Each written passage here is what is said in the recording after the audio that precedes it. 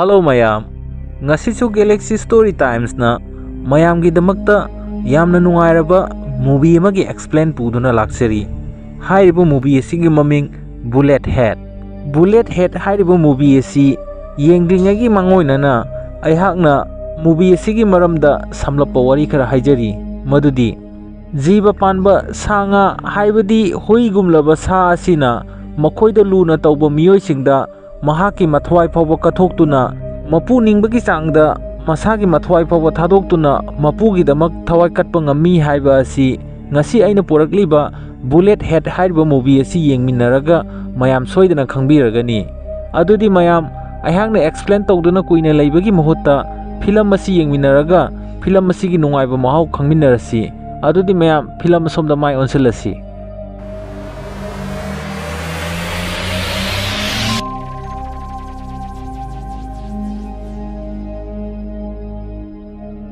movie asigi ahanba sinda aikhoida uhalai madudi flashback ki sin ama hairiba sin asida film asigi bed ki role da main character lauriba nupa amana car dagi kumtharaklaga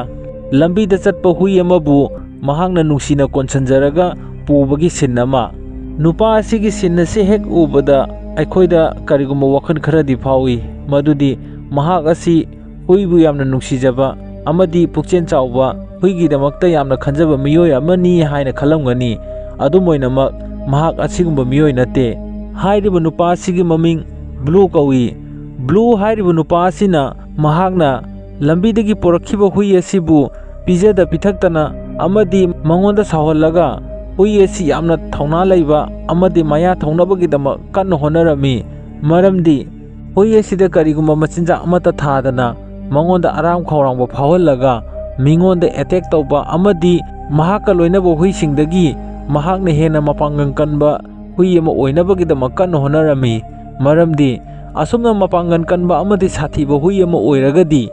hui fight tawbagi ringda paisa thanaduna mahangna paisa yamna tannabagi damaktani Blue hairiba nupa asina asuk minungsi leitana amadi tathi tawoina laknariba hui asigi maming Bullet Head haina maming tholami Bullet hairiba hui asina mahaki mapu oiriba Blue bu aduki mati nungsina amadi mahaki mapu makne khana mahangna yamna thauna leina mahaki mapugi damakta mahaka fight tawkhiba hui kaya amabu maithiba piraga asumna game kaya ama Bullet Head na mahaki yeknaba kaya bu maithiba piraga mahaki mapu Blue gi damak paisa yamna tanbirami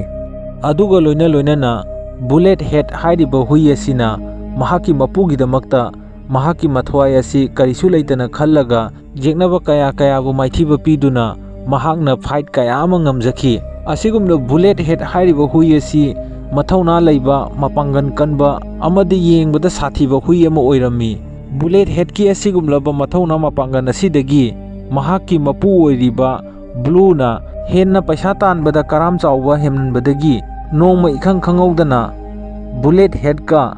hui aniga lamba tawnabagi damak mahaki mapu Blue na dil lama accept tawrami hairiba numit asigi fight asida Bullet Head na aduki mating mathauna mapangal leina hui ani dubu lamba parami tasengna hairabada mi amaga mi aniga phunaba haiba asidi mi ani duna adum ngamgadorobani adum oinamak Bullet Head hairiba hui asidi mahakna ngamdaba yade haibagi matagum mahakna aduki mating mathauna mapangang phudoktuna mahakka lamba pariba hui ani dubu mahakna mathwai khubakta haptuna hui ani dubu hatoklaga mahakna ngamkhirami adum oinamak game adubudi Bullet Head na ngamjarabasu mahaki masa adu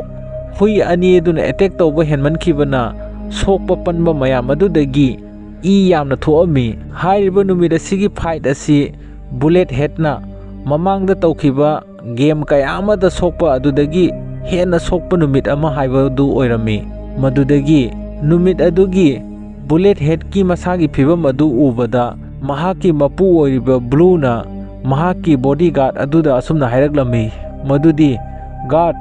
nahak aina hairibasi munna taw madudi ngasidagi Bullet Head se aigida leibada matik chadre aina khanjariba asa amadi pandam asi ꯐꯪꯕ ꯉꯝꯂꯔꯣꯏ ꯍꯥꯏꯕ ꯑꯁꯤ ꯉꯁꯤꯒꯤ fight ꯑꯁꯤꯗ ꯑꯣꯏꯔꯤꯕ bullet ꯍꯦꯗꯀꯤ ꯐꯤꯕꯝ ꯑꯁꯤꯅ ꯑꯩꯅ ꯈꯪꯉꯤ ꯃꯔꯝ ꯑꯁꯤꯅ ꯅꯍꯥꯛ ꯕꯨꯂꯦꯠ ꯍꯦꯗꯄꯨ ꯃꯐꯝ ꯆꯥꯕ ꯃꯐꯝ ꯑꯃꯗ ꯄꯨꯔꯒ ꯃꯍꯥꯛ ꯑꯁꯦ ꯍꯥꯠꯇꯣꯛꯈ꯭ꯔꯣ ꯍꯥꯏꯅ ꯃꯍꯥꯛꯀꯤ ꯕꯣꯗꯤꯒꯥꯔꯗ ꯑꯗꯨꯗ ꯕ꯭ꯂꯨꯅ ꯁꯤꯟꯅꯔꯝꯃꯤ ꯑꯗꯨꯒ ꯂꯣꯏꯅꯅ ꯕ꯭ꯂꯨꯗꯤ ꯃꯐꯝ ꯑꯗꯨꯗꯒꯤ ꯆꯠꯈꯤꯔꯝꯃꯤ ꯑꯁꯨꯝꯅ ꯕ꯭ꯂꯨꯅ mafam adudagi chatkraba matungda Bluegi bodyguard aduna bullet headpu ka amada pusallaga ising mathakta lephalami adumoinamak bullet head nadi sa ama oiba maramna miyoiba ikhoina khanba wakhalon asidi makoina kaidaunudusu khangma ngamba natte madugi matung ngaihak lairaba matungda bodyguard aduna Blue adu electric shock taunabagi damak honaraklami bodyguard aduna electric shock taunabu honarakpa aduda Blue head na bodyguard aduda attack yamna tawraklami adumoinamak bodyguard aduna bullet headpu yamna torture tawrami amadi electric shock tawduna mahak mafam adudagi tholaklami bodyguard aduna bullet head adubu otpa naiba amadi atuki matik torture tawbaga loinana electric shock tawduna bullet headpu mafam aduda hatnaba kanna honarami mahakna tawriba torture amadi electric shock tawba aduda bullet head adu sire haina mahakna ka adudagi tholaklami aduga loinana mahakna bullet head ta torture tawkibaga loinana bullet head na mahakna khotpa chikpa tawkibadagi bodyguard adusu makhut masada soktuna mahak first aid pinabagi dama key box adudagi medicine lauthokpa laklami aduga loinana matam ikan kanadana bullet head adu sire haina lehoriba ka adudagi tholaklaga bodyguard adugi mamangda leplami madudagi bodyguard nupa adu ingangakpaga loinana bullet head ta attack tawnabu honarami adumoinamak bodyguard adu ingangaklami madudi bullet head na sidavida electric shock tawriba ka adudagi tholaklaga bodyguard adugi mamangda lepa adu ubada bodyguard adu pungangakpaga loinana khanjarami madudi aihakna minungsi leitana aduki matik tathi tawoina electric shock tawduna mahakpu sire haina thamlamlaga mahakna asumna tholagliba asi mahak kayam thongna leiba huino amuk hana hatlage haina bodyguard aduna bullet head adubu hatlage haina chenjalaklami madudagi bullet head na mangonda phawriba asawba adu control ngamdabadagi bodyguard adubu mafam aduda hatoktuna hingna charami asumna bullet head na mahaki boss Bluegi bodyguard adubu hingna chakraba matungda sin adu cut tawkhraga present gi sin ama muk ulaklami hairiba present gi sin asida huranba makhoi mari ngasai gi bullet head na fight tawduna sanakhiba building adu tamna thawjalaklami makoina building adu yorba matungda huranba makhoi mari na thawrakliba car aduda mingsenda nongmai maruna pankibagi makhun yamna tarami madudagi film asigi hero gi role lawriba Stacy na makoina tonglagliba gari adubu thawrakliba mahaki mamanaba driver adu nongmoina pale haibadu khanglami madudagi Stacy na mahaka lakminariba car thawriba mamanaba adu haugatnaba kanna honarami adumoinama Stacy gi mamanaba gari thawrakliba adudi nongmoina pankhiba maramna mahak gari aduda siduna leiramle asumna mamanaba makhoi ahum wakhan nungaitana car adudagi kumtharaklaga asumna wari sanarami madudi gas hairiba Stacy gi mamanaba aduna asumna hairaklammi madudi marup mayam nakhoi yaningbar yaningdaba haiba adudi khangde aigi wakhalondadi aikhoina huranduna poragliba paisa mayam asi aikhoi ahum share chang manana jenaraga aikhoi mana hingnaba lambi da chatnakibana hena phaba lambi ama haibudu oigani haina khalli haina gas na Stacy da hairami asigumlaba gas ki wafam asi taraba matungda Stacy na yamna khoidok sawningbaga loinana gas ta hairaklammi madudi yengu gas nangi maramdagi aikhoigi team gi member ama siriba se nahak yamna wakhan yawdaba misakni maram asina nahakna paisa yenna se kaina hairakliba ado wakhan yawdaba nahak nasagi da khanba miyo amani haiba si nasana takje maram asina adugma wakhalon adu matang asida pusalakano aikhoi kari kamdauba future gi plan tawba yabage haiba adu khanasi matang asida nangi wakhalon do pusalakano haina Stacy na gas ta sauduna hairami madugi matung tarakpada Stacy na mahaki loinaramba tinaramba marup mayamda call tawduna ꯃꯈꯣꯏꯒꯤ ꯃꯇꯦꯡ ꯄꯥꯡꯅꯕꯒꯤꯗꯃꯛ ꯍꯥꯏꯖꯔꯝꯃꯤ꯫ ꯑꯗꯨꯝ ꯑꯣꯏꯅꯃꯛ ꯁ꯭ꯇꯦꯁꯤꯒꯤ ꯃꯃꯥꯟꯅꯕ ꯀꯅꯥꯃꯠꯇꯅꯁꯨ ꯁ꯭ꯇꯦꯁꯤ ꯑꯃꯗꯤ ꯃꯍꯥꯛꯀ ꯂꯣꯏꯅꯗꯨꯅ ꯂꯥꯛꯂꯤꯕ ꯃꯃꯥꯟꯅꯕꯁꯤꯡ ꯑꯗꯨꯒꯤ ꯃꯇꯦꯡ ꯀꯅꯥꯃꯠꯇꯅ ꯄꯥꯡꯕ ꯄꯥꯝꯂꯝꯗꯦ꯫ ꯃꯗꯨꯗꯒꯤ ꯁ꯭ꯇꯦꯁꯤ ꯑꯃꯗꯤ ꯃꯍꯥꯛꯀꯤ ꯃꯃꯥꯟꯅꯕꯁꯤꯡ ꯑꯗꯨ ꯀꯔꯤ ꯇꯧꯒꯗꯒꯦ ꯍꯥꯏꯅ ꯋꯥꯈꯜ ꯈꯟꯊꯔꯒ ꯃꯈꯣꯏꯅ ꯊꯧꯖꯤꯜꯂꯛꯂꯤꯕ ꯑꯔꯤꯕ ꯕꯤꯜꯗꯤꯡ ꯑꯗꯨꯒꯤ ꯃꯅꯨꯡꯗ ꯆꯪꯂꯛꯇꯨꯅ ꯉꯥꯏꯍꯥꯛ ꯋꯥꯈꯜ ꯈꯟꯅꯔꯝꯃꯤ꯫ ꯁ꯭ꯇꯦꯁꯤꯒꯤ ꯃꯃꯥꯟꯅꯕꯁꯤꯡ ꯑꯗꯨꯅ ꯁ꯭ꯇꯦꯁꯤ ꯑꯃꯗꯤ ꯃꯍꯥꯛꯀ ꯂꯣꯏꯅꯔꯤꯕ ꯍꯨꯔꯥꯟꯕꯁꯤꯡ ꯑꯗꯨꯒꯤ ꯃꯇꯦꯡ ꯄꯥꯡꯅꯤꯡꯗ꯭ꯔꯤꯕꯒꯤ ꯃꯔꯝꯗꯤ ꯁ꯭ꯇꯦꯁꯤꯅ ꯂꯣꯏꯅꯔꯤꯕ ꯃꯃꯥꯟꯅꯕꯁꯤꯡ ꯑꯁꯤ ꯍꯨꯔꯥꯟꯕꯗ ꯅꯝꯕꯔ 1 ꯇꯥꯕ ꯑꯃꯗꯤ ꯁꯃꯥꯖ ꯑꯁꯤꯅ ꯃꯈꯣꯏꯕꯨ ꯍꯟꯅ ꯐꯥꯎꯕ ꯌꯦꯡꯅꯤꯡꯗꯕ ꯃꯤꯑꯣꯏꯁꯤꯡ ꯑꯣꯏꯕ ꯃꯔꯝꯅ ꯁ꯭ꯇꯦꯁꯤꯒꯤ ꯍꯧꯃꯤꯟ ꯀꯥꯃꯤꯟꯅꯔꯛꯄ ꯃꯃꯥꯟꯅꯕꯁꯤꯡ ꯑꯗꯨꯅ ꯁ꯭ꯇꯦꯁꯤꯒꯤꯗꯃꯛꯇ ꯃꯇꯦꯡ ꯄꯥꯡꯅꯤꯡꯗ꯭ꯔꯤꯕꯅꯤ꯫ ꯑꯁꯤꯒꯨꯝꯂꯕ ꯃꯑꯣꯡ ꯃꯇꯧ ꯑꯁꯤꯗꯒꯤ ꯁ꯭ꯇꯦꯁꯤ ꯑꯁꯤ ꯃꯍꯥꯛ ꯇꯧꯐꯝ ꯆꯥꯐꯝ ꯈꯪꯗꯅ ꯃꯀꯣꯛꯇ ꯃꯈꯨꯠ ꯄꯥꯏꯗꯨꯅ ꯂꯩꯕ ꯃꯇꯝ ꯍꯥꯏꯕꯗꯨ ꯑꯣꯏꯔꯝꯃꯤ꯫ ꯃꯁꯤ ꯄꯨꯝꯅꯃꯛ ꯑꯁꯤ ꯒꯦꯁꯅ ꯊꯣꯛꯍꯟꯕ ꯉꯥꯛꯇꯅꯤ, ꯃꯔꯝꯗꯤ ꯒꯦꯁ ꯍꯥꯏꯔꯤꯕ ꯅꯨꯄꯥ ꯑꯁꯤ ꯗ꯭ꯔꯒ ꯑꯦꯗꯤꯛ ꯆꯨꯕ ꯍꯥꯏꯕꯗꯤ ꯍꯤꯡꯅꯕꯒꯤ ꯑꯥꯔꯊ ꯊꯣꯛꯇ꯭ꯔꯕ ꯃꯤꯑꯣꯏ ꯑꯃꯅꯤ꯫ ꯃꯔꯝ ꯑꯁꯤꯅ ꯁ꯭ꯇꯦꯁꯤ ꯑꯃꯗꯤ ꯃꯍꯥꯛꯀꯤ ꯇꯤꯝ ꯑꯗꯨꯅ ꯍꯨꯔꯥꯟꯕ ꯆꯪꯂꯨꯕ ꯃꯇꯝ ꯑꯗꯨꯗ ꯑꯩꯈꯣꯏꯅ ꯄꯣꯔꯛꯀꯗꯧꯕ ꯄꯣꯠꯆꯩ ꯄꯩꯁꯥ ꯅꯨꯡꯁꯥ ꯑꯗꯨꯗꯤ ꯄꯣꯔꯛꯇ꯭ꯔꯗꯅ ꯒꯦꯁ ꯍꯥꯏꯔꯤꯕ ꯅꯨꯄꯥ ꯑꯁꯤꯅ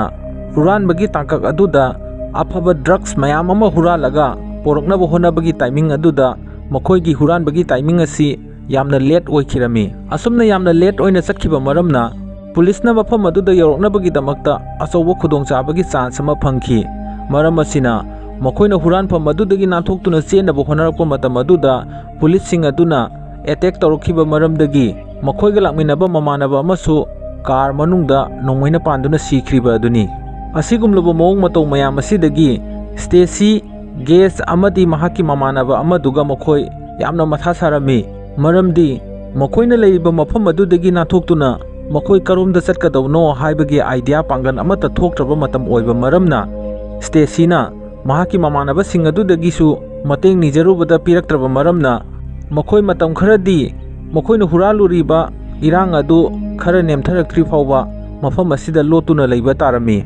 ꯃꯇꯥꯡ ꯑꯗꯨꯗ ꯒꯦꯁ ꯑꯗꯨ ꯗ꯭ꯔꯒ ꯆꯥꯕꯒꯤ ꯃꯇꯝ ꯌꯧꯁꯤꯜꯂꯛꯄ ꯃꯔꯝꯅ ꯃꯍꯥꯛ ꯑꯉꯥꯎꯕ ꯑꯃꯗꯤ ꯂꯩꯐꯝ ꯆꯥꯐꯝ ꯈꯪꯗꯅ ꯀꯣꯏꯉꯥꯎꯅꯕ ꯃꯇꯝ ꯑꯃ ꯍꯥꯏꯕꯗꯨ ꯑꯣꯏꯔꯛꯂꯝꯃꯤ꯫ ꯃꯗꯨꯗꯒꯤ ꯃꯈꯣꯏꯒ ꯂꯥꯛꯃꯤꯟꯅꯕ ꯋꯥꯀꯔ ꯑꯃꯗꯤ ꯁ꯭ꯇꯦꯁꯤꯅ ꯒꯦꯁꯇ ꯑꯔꯣꯏꯕ ꯐꯥꯏꯅꯦꯜ ꯑꯣꯏꯕ ꯋꯥꯔꯤ ꯈꯔ ꯁꯥꯔꯝꯃꯤ, ꯃꯗꯨꯗꯤ ꯒꯦꯁ, ꯉꯁꯤ ꯑꯩꯈꯣꯏꯅ ꯅꯪꯒꯤ ꯅꯑꯣꯡ ꯅꯇꯧ ꯑꯁꯤ ꯌꯦꯡꯂꯒ ꯄꯤꯔꯤꯕ ꯗ꯭ꯔꯒ ꯑꯁꯦ ꯑꯁꯤꯅ ꯐꯥꯏꯅꯦꯜ ꯑꯣꯏꯒꯅꯤ ꯍꯥꯏꯅ ꯅꯍꯥꯛ ꯄ꯭ꯔꯣꯃꯤꯁ ꯇꯧ꯫ ꯀꯔꯤꯒꯨꯝꯕ ꯃꯁꯤꯒꯤ ꯃꯇꯨꯡ ꯇꯥꯕꯗ ꯅꯍꯥꯛꯅ ꯁꯦꯔꯥꯟ ꯇꯨꯔꯥꯟꯒꯤ ꯊꯕꯛ ꯇꯧꯔꯛꯂꯕꯗꯤ ꯅꯍꯥꯛ ꯑꯩꯈꯣꯏꯒꯤ ꯇꯤꯝꯗꯒꯤ ꯇꯥꯟꯊꯣꯛꯀꯗꯧꯕꯅꯤꯅ ꯍꯥꯏꯔꯝꯃꯤ꯫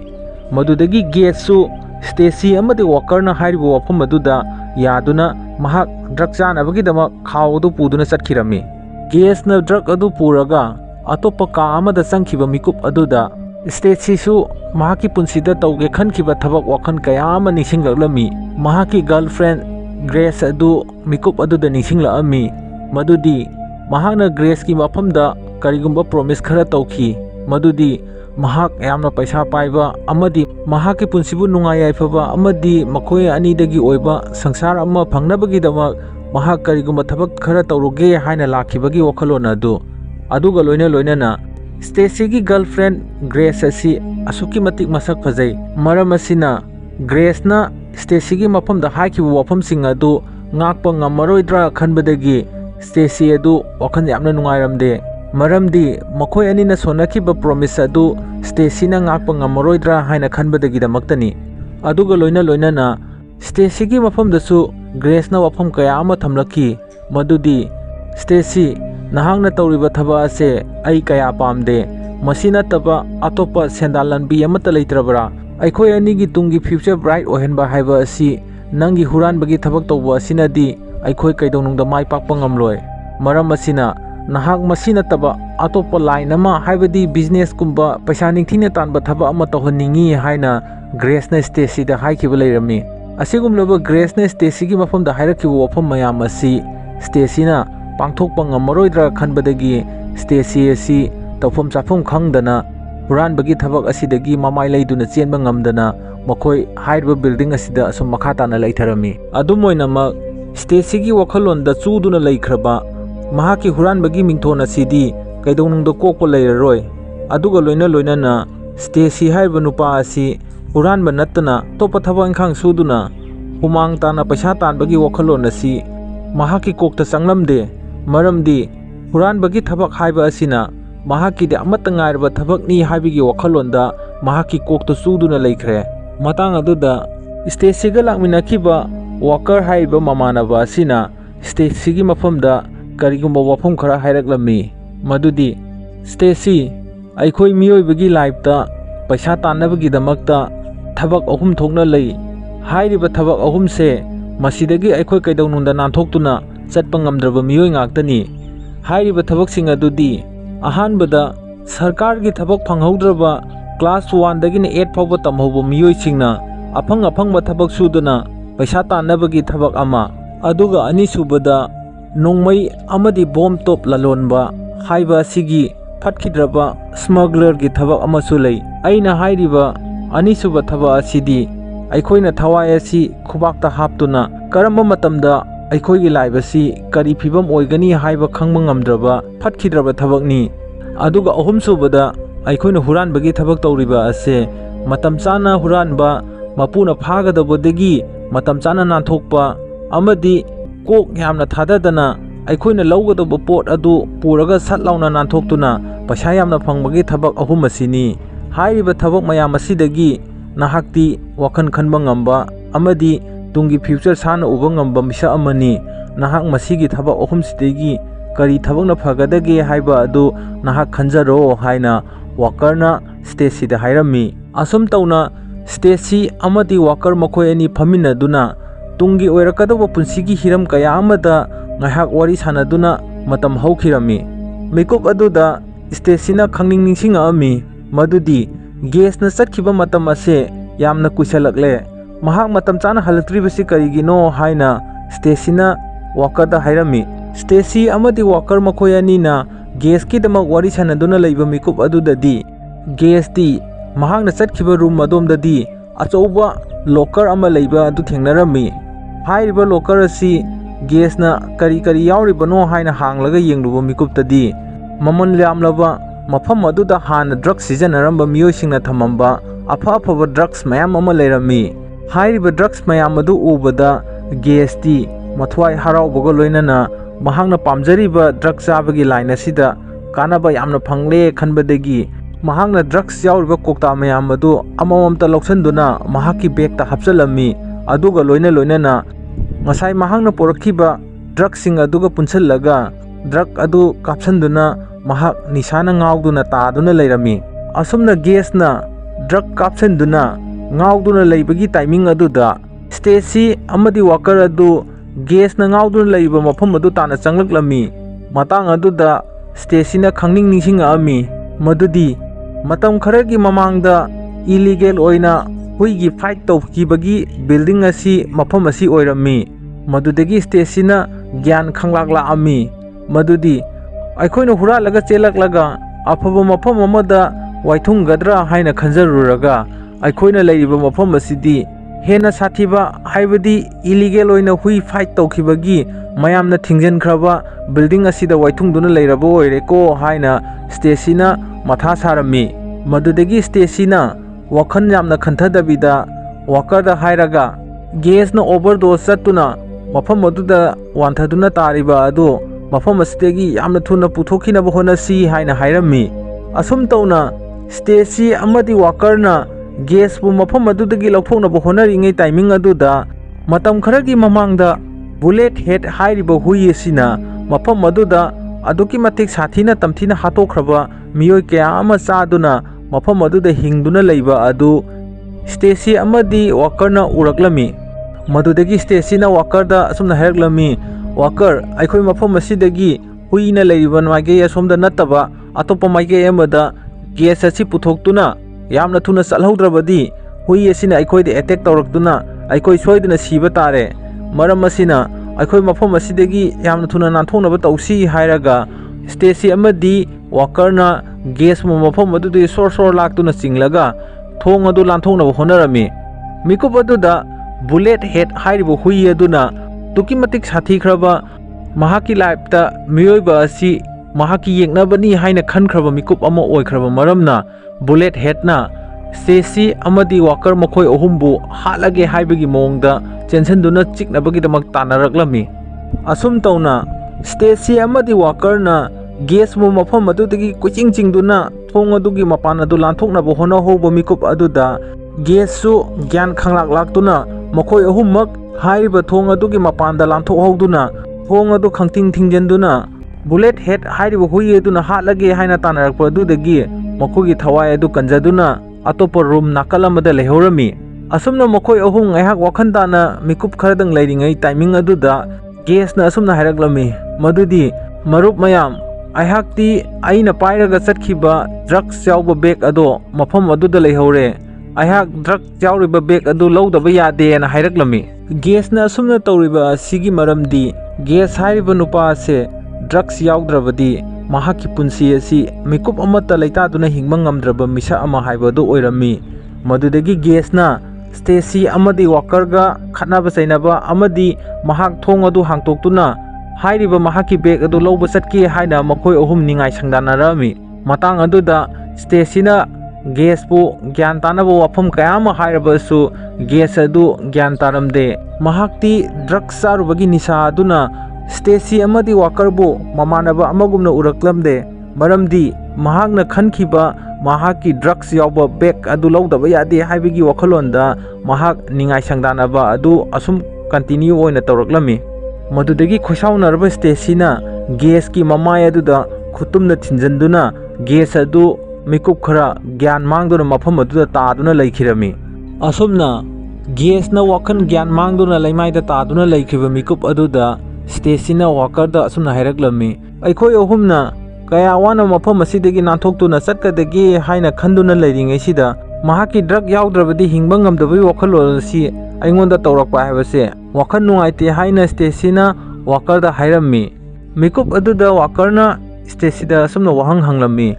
ꯃꯗꯨꯗꯤ ꯁ꯭ꯇꯦꯁꯤ, ꯅꯍꯥꯛ ꯍꯨꯏ ꯑꯃꯗꯤ ꯍꯧꯗꯣꯡ ꯍꯥꯏꯔꯤꯕ ꯁꯥ ꯑꯅꯤ ꯑꯁꯤ ꯀꯔꯝꯕꯅ ꯍꯦꯟꯅ ꯂꯣꯏꯅꯗꯨꯅ ꯂꯩꯕ ꯄꯥꯝꯕꯒꯦ ꯍꯥꯏꯅ ꯋꯥꯀꯔꯅ ꯁ꯭ꯇꯦꯁꯤꯗ ꯍꯪꯂꯝꯃꯤ꯫ ꯃꯗꯨꯗꯒꯤ ꯁ꯭ꯇꯦꯁꯤꯅ ꯅꯣꯛꯇꯨꯅ ꯑꯁꯨꯝꯅ ꯄꯥꯎꯈꯨꯝ ꯄꯤꯔꯛꯂꯝꯃꯤ ꯃꯗꯨꯗꯤ ꯑꯩ ꯄꯥꯝꯕꯗꯤ ꯂꯣꯏꯅ ꯄꯥꯝꯃꯤ, ꯑꯗꯨꯝ ꯑꯣꯏꯅꯃꯛ ꯑꯩꯍꯥꯛꯅ ꯍꯦꯟꯅ ꯈꯣꯏꯗꯥꯕ ꯍꯥꯏꯌꯣ ꯍꯥꯏꯔꯒꯗꯤ ꯑꯩꯗꯤ ꯍꯨꯏꯅ ꯍꯦꯟꯅ ꯄꯥꯝꯃꯤꯅ ꯍꯥꯏꯔꯝꯃꯤ꯫ ꯃꯗꯨꯗꯒꯤ ꯋꯥꯀꯔꯅ ꯁ꯭ꯇꯦꯁꯤꯗ ꯑꯁꯨꯝꯅ ꯍꯪꯂꯝꯃꯤ, ꯁ꯭ꯇꯦꯁꯤ, ꯀꯔꯤꯒꯤꯅꯣ ꯅꯍꯥꯛꯅ ꯁꯥ ꯃꯈꯜ ꯑꯅꯤ ꯍꯥꯏꯕꯗꯤ ꯍꯨꯏ ꯑꯃꯗꯤ ꯍꯧꯗꯣꯡ ꯑꯅꯤꯁꯤ ꯂꯣꯏꯅꯕꯗ ꯍꯨꯏꯅ ꯍꯦꯟꯅ ꯄꯥꯝꯂꯤꯕꯒꯤ ꯃꯔꯝ ꯅꯍꯥꯛꯀꯤ ꯑꯥꯏꯗꯤꯌꯥ ꯈꯔꯗꯤ ꯂꯩꯔꯝꯒꯅꯤ, ꯃꯗꯨ ꯀꯔꯤꯒꯤꯗꯃꯛꯇꯅꯣ ꯍꯥꯏꯌꯨ ꯍꯥꯏꯅ ꯋꯥꯀꯔꯅ ꯁ꯭ꯇꯦꯁꯤꯗ ꯍꯪꯂꯝꯃꯤ꯫ ꯑꯁꯨꯝꯅ ꯋꯥꯀꯔꯅ ꯁ꯭ꯇꯦꯁꯤꯒꯤ ꯃꯐꯝꯗ ꯍꯪꯂꯛꯂꯤꯕ ꯋꯥꯍꯪꯁꯤꯡ ꯑꯗꯨꯒꯤ ꯄꯥꯎꯈꯨꯝ ꯑꯣꯏꯅ ꯁ꯭ꯇꯦꯁꯤꯅ ꯑꯁꯨꯝꯅ ꯍꯥꯏꯔꯛꯂꯝꯃꯤ, ꯌꯦꯡꯉꯣ ꯋꯥꯀꯔ, ꯅꯍꯥꯛꯅ ꯍꯪꯂꯛꯂꯕꯅꯤꯅ ꯑꯩꯍꯥꯛꯅ ꯍꯨꯏ ꯑꯃ ꯅꯨꯡꯁꯤꯅ ꯂꯣꯏꯅꯈꯤꯕꯒꯤ ꯋꯥꯔꯤꯅꯤ, ꯑꯗꯨꯗꯤ ꯑꯩꯍꯥꯛ ꯂꯤꯔꯛꯂꯒꯦ, ꯅꯍꯥꯛ ꯃꯨꯟꯅ ꯇꯥꯎꯑꯣꯅ ꯍꯥꯏꯔꯛꯂꯝꯃꯤ꯫ ꯃꯗꯨꯒꯤ ꯃꯇꯨꯡꯗꯒꯤ ꯁ꯭ꯇꯦꯁꯤꯅ ꯋꯥꯔꯤ ꯑꯗꯨ ꯍꯧꯔꯛꯂꯝꯃꯤ ꯃꯗꯨꯗꯤ ꯋꯥꯀꯔ, ꯑꯩꯍꯥꯛꯅ ꯉꯁꯤꯗꯒꯤ ꯆꯍꯤ ꯈꯔꯒꯤ ꯃꯃꯥꯡꯗ ꯑꯆꯧꯕ ꯄꯩꯁా ꯄꯥꯏꯕ ꯃꯤꯑꯣꯏ ꯑꯃ ꯑꯣꯏꯅꯕꯒꯤꯗꯃꯛ ꯑꯩꯍꯥꯛꯅ ꯍꯨꯔꯥꯟꯕꯒꯤ ꯂꯝꯕꯤ ꯑꯁꯤꯗ ꯌꯥꯝꯅ ꯆꯥꯎꯕ ꯍꯨꯔꯥꯟꯕ ꯊꯕꯛ ꯑꯃ ꯇꯧꯒꯦ ꯍꯥꯏꯅ ꯍꯣꯠꯅꯈꯤ꯫ ꯍꯥꯏꯔꯤꯕ ꯊꯕꯛ ꯑꯗꯨꯗꯤ ꯑꯇꯩ ꯀꯔꯤꯁꯨ ꯅꯠꯇꯦ, ꯃꯨꯁꯔꯨꯝ ꯑꯃ ꯂꯩ, ꯍꯥꯏꯔꯤꯕ ꯃꯨꯁꯔꯨꯝ ꯑꯁꯦ ꯄ꯭ꯔꯤꯊꯤꯕꯤ ꯑꯁꯤꯗ ꯌꯥꯝꯅ ꯇꯥꯡꯅ ꯐꯪꯕ ꯀ꯭ꯔꯣꯔꯗ ꯃꯃꯜ ꯂꯩꯕ ꯄꯣꯠꯁꯛ ꯑꯃ ꯑꯣꯏꯔꯝꯃꯤ꯫ ꯍꯥꯏꯔꯤꯕ ꯃꯨꯁꯔꯨꯝ ꯑꯗꯨ ꯍꯨꯔꯥꯟꯅꯕꯒꯤꯗꯃꯛ ꯑꯩꯍꯥꯛꯅ ꯌꯥꯝꯅ ꯆꯥꯎꯕ ꯄ꯭ꯂꯥꯟ ꯑꯃ ꯁꯤꯟꯗꯨꯅ ꯂꯩꯈꯤ꯫ ꯃꯨꯁꯔꯨꯝ ꯑꯁꯤꯕꯨ ꯁꯄ꯭ꯂꯥꯏ ꯇꯧꯕ ꯃꯤꯑꯣꯏ ꯑꯗꯨꯅ ꯂꯪꯊꯣꯛꯄ ꯄꯣꯠꯆꯩ ꯍꯥꯏꯕꯗꯤ ꯐꯠꯈꯤꯗ꯭ꯔꯕ ꯄꯣꯠꯆꯩ ꯃꯌꯥꯝ ꯑꯗꯨꯒꯤ ꯃꯔꯛꯇꯒ ꯌꯥꯎꯗꯨꯅ ꯂꯩꯕ꯭ꯔꯥ ꯍꯥꯏꯅꯁꯨ ꯑꯩꯍꯥꯛꯅ ꯃꯐꯝ ꯑꯗꯨꯗ ꯄꯣꯠꯆꯩ ꯑꯃꯣꯠꯄ ꯂꯪꯊꯣꯛꯄ ꯁꯥꯗꯨꯅ ꯃꯐꯝ ꯑꯗꯨꯗ ꯑꯩꯍꯥꯛꯅ ꯊꯕꯛ ꯁꯨꯗꯨꯅꯁꯨ ꯂꯥꯛꯈꯤ꯫ ꯃꯗꯨꯒꯤ ꯃꯇꯨꯡꯗ ꯑꯩꯍꯥꯛꯅ ꯃꯐꯝ ꯑꯌꯥꯝꯕ ꯀꯣꯏꯊꯤ ꯊꯤꯗꯨꯅ ꯍꯥꯏꯔꯤꯕ ꯄꯣꯠꯁꯛ ꯑꯁꯤ ꯀꯗꯥꯏꯗ ꯊꯝꯂꯤꯕꯅꯣ ꯍꯥꯏꯕ ꯑꯗꯨ ꯀꯣꯏꯊꯤ ꯊꯤꯗꯨꯅ ꯂꯥꯛꯈꯤꯕ ꯑꯗꯨ ꯐꯥꯏꯅꯦꯜꯂꯤ ꯑꯩꯍꯥꯛ ꯃꯐꯝ ꯑꯗꯨ ꯈꯪꯕ ꯉꯝꯈꯤ꯫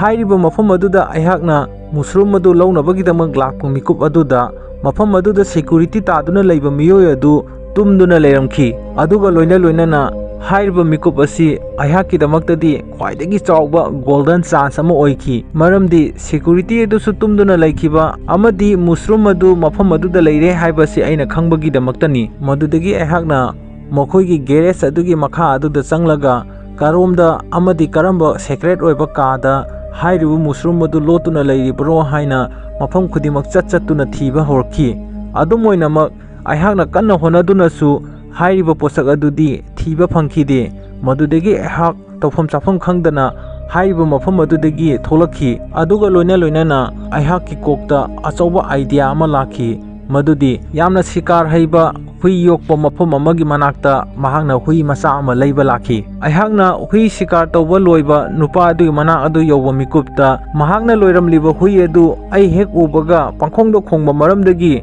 ꯑꯩꯍꯥꯛꯅ ꯍꯨꯏ ꯑꯗꯨ ꯄꯥꯝꯈꯤꯗꯦ, ꯃꯔꯝꯗꯤ ꯑꯩꯍꯥꯛꯅ ꯍꯨꯔꯥꯟꯕꯗ ꯄꯨꯒꯗꯧꯔꯤꯕ ꯍꯨꯏ ꯑꯗꯨ ꯃꯄꯨ ꯑꯩꯉꯣꯟꯗ ꯄꯪꯈꯣꯡꯗ ꯈꯣꯡꯂꯕꯗꯤ ꯑꯩꯍꯥꯛꯅ ꯍꯨꯔꯥꯟꯒꯦ ꯈꯜꯂꯤꯕ ꯄꯣꯠꯁꯛ ꯑꯗꯨ ꯀꯗꯥꯏꯗꯒꯤ ꯐꯪꯂꯅꯤ? ꯃꯗꯨꯒꯤ ꯑꯣꯟꯅ ꯇꯩꯅꯕꯗ ꯑꯩꯍꯥꯛꯇꯨ ꯐꯥꯗꯨꯅ ꯖꯦꯜ ꯌꯧꯒꯗꯧꯕ ꯐꯤꯕꯝ ꯑꯃ ꯑꯣꯏꯕꯗꯒꯤ ꯑꯩꯍꯥꯛ ꯍꯨꯏ ꯑꯗꯨ ꯂꯩꯗꯅ ꯃꯐꯝ ꯑꯗꯨꯗꯒꯤ ꯂꯥꯛꯈꯤ꯫ ꯑꯗꯨꯒ ꯍꯥꯏꯔꯤꯕ ꯍꯨꯏ ꯑꯗꯨ ꯅꯠꯇꯕ ꯑꯇꯣꯞꯄ ꯑꯩꯒ ꯆꯥꯟꯅꯒꯗꯕ ꯍꯨꯏ ꯑꯃ ꯂꯩꯅꯕꯒꯤꯗꯃꯛ ꯋꯥꯈꯜ ꯒ꯭ꯌꯥꯟ ꯂꯥꯛꯇꯨꯅ ꯑꯇꯣꯞꯄ ꯃꯐꯝ ꯑꯃꯗ ꯑꯃꯨꯛ ꯆꯠꯂꯝꯃꯤ꯫ ꯍꯥꯏꯔꯤꯕ ꯍꯨꯏ ꯑꯗꯨ ꯄ꯭ꯔꯖꯥꯅ ꯍꯦꯛ ꯌꯦꯡꯕꯗ ꯃꯁꯤꯕꯨ ꯀꯔꯝꯕ ꯁꯤꯀꯥꯔꯒꯤ ꯍꯨꯏꯅꯣ ꯑꯃꯗꯤ ꯍꯨꯏ ꯑꯗꯨ ꯍꯦꯛ ꯎꯕꯗ ꯃꯌꯥꯝꯅ ꯅꯣꯛꯅꯒꯗꯧꯕ ꯐꯤꯕꯝ ꯑꯣꯏꯔꯝꯃꯤ꯫ ꯑꯗꯨꯝ ꯑꯣꯏꯅꯃꯛ ꯍꯥꯏꯔꯤꯕ ꯍꯨꯏ ꯑꯗꯣ ꯌꯥꯝꯅ ꯁ꯭ꯃꯥꯔꯠ ꯑꯣꯏꯕ ꯑꯃꯗꯤ ꯏꯟꯇꯦꯂꯤꯖꯦꯟꯠ ꯑꯣꯏꯕꯇ ꯅꯠꯇꯅ ꯑꯩꯒꯤꯗꯃꯛꯇꯗꯤ ꯌꯥꯝꯅ ꯀꯥꯟꯅꯔꯕ ꯍꯨꯏ ꯑꯃ ꯍꯥꯏꯕ ꯑꯗꯨ ꯑꯣꯏꯈꯤ꯫ ꯃꯗꯨꯗꯒꯤ ꯑꯩꯍꯥꯛꯅ ꯍꯨꯏ ꯑꯗꯨ ꯂꯩꯔꯒ ꯃꯐꯝ ꯑꯗꯨꯗꯒꯤ ꯊꯣꯛꯂꯛꯈꯤ꯫ ꯑꯁꯨꯝ ꯇꯧꯅ ꯑꯩꯍꯥꯛꯅ ꯂꯩꯗꯨꯅ ꯄꯣꯔꯛꯂꯤꯕ ꯍꯨꯏ ꯑꯁꯤ ꯐꯕꯃꯛꯇꯤ ꯐꯩ, ꯑꯗꯨꯝ ꯑꯣꯏꯅꯃꯛ ꯑꯩꯍꯥꯛꯀ ꯂꯣꯏꯅꯗꯨꯅ ꯑꯩꯅ ꯍꯨꯔꯥꯟꯒꯦ ꯈꯟꯗꯨꯅ ꯆꯠꯈꯤꯕ ꯄꯣꯠꯁꯛꯁꯤꯡ ꯑꯗꯨ ꯊꯤꯕꯗ ꯃꯇꯝ ꯌꯥꯝꯅ ꯆꯪꯍꯟꯕ ꯍꯨꯏ ꯑꯃ ꯍꯥꯏꯕꯗꯨ ꯑꯣꯏꯔꯝꯃꯤ꯫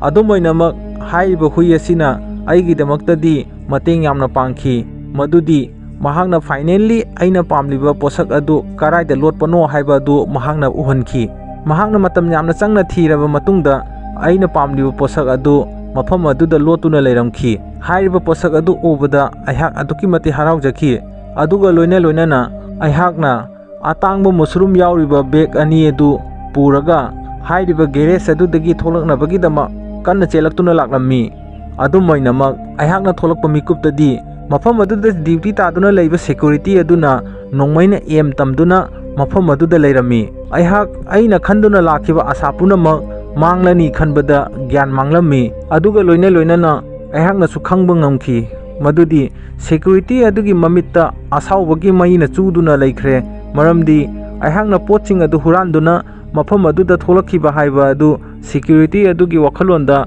ꯑꯩꯍꯥꯛ ꯑꯁꯤ ꯍꯥꯠꯂꯒꯦ ꯍꯥꯏꯕꯒꯤ ꯋꯥꯈꯜꯂꯣꯟꯗ ꯃꯍꯥꯛꯅ ꯊꯥꯡꯒꯠꯂꯛꯂꯤꯕ ꯅꯣꯡꯃꯩ ꯑꯗꯨ ꯁꯣꯏꯗꯅ ꯀꯥꯞꯊꯣꯔꯛꯂꯒꯅꯤ ꯍꯥꯏꯅ ꯈꯪꯉꯝꯈꯤ꯫ ꯃꯇꯥꯡ ꯑꯗꯨꯗ ꯑꯩꯒ ꯂꯥꯛꯃꯤꯟꯅꯈꯤꯕ ꯍꯨꯏ ꯑꯗꯨ ꯍꯦꯛ ꯎꯕꯗ ꯁꯦꯀ꯭ꯌꯨꯔꯤꯇꯤ ꯑꯗꯣ ꯄꯨꯡꯉꯛ ꯉꯛꯄ ꯑꯃꯗꯤ ꯃꯁꯥꯗ ꯑꯀꯤꯕ ꯐꯥꯎꯕꯒ ꯂꯣꯏꯅꯅ ꯃꯍꯥꯛ ꯃꯐꯝ ꯑꯗꯨꯗ ꯆꯦꯟꯈꯤꯔꯝꯃꯤ, ꯃꯔꯝꯗꯤ ꯁꯦꯀ꯭ꯌꯨꯔꯤꯇꯤ ꯅꯨꯄꯥ ꯑꯗꯣ ꯃꯉꯣꯟꯗ ꯍꯨꯏ ꯍꯥꯏꯕ ꯖꯥꯇꯤ ꯑꯁꯤ ꯎꯕ ꯌꯥꯗꯕ ꯃꯤꯁꯛ ꯑꯃ ꯑꯣꯏꯕ ꯃꯔꯝꯗꯒꯤ ꯃꯍꯥꯛ ꯃꯐꯝ ꯑꯁꯤꯗꯒꯤ ꯆꯦꯟꯈꯤꯔꯝꯃꯤ꯫ ꯃꯇꯥꯡ ꯑꯗꯨꯗ ꯑꯩꯅ ꯄꯨꯖꯔꯛꯈꯤꯕ ꯍꯨꯏ ꯑꯗꯨꯒꯤ ꯃꯇꯦꯡꯗꯒꯤ ꯑꯩꯍꯥꯛꯅ ꯄꯣꯠꯁꯛ ꯑꯗꯨ ꯐꯪꯗꯨꯅ ꯑꯩꯍꯥꯛ ꯌꯥꯝꯅ ꯅꯨꯡꯉꯥꯏꯕ ꯄꯨꯟꯁꯤ ꯃꯍꯤꯡ ꯑꯃ ꯑꯣꯏꯅ ꯂꯦꯜꯂꯛꯈꯤ꯫ ꯃꯤꯀꯨꯞꯇꯨꯗꯒꯤ ꯑꯩꯍꯥꯛ ꯑꯁꯦ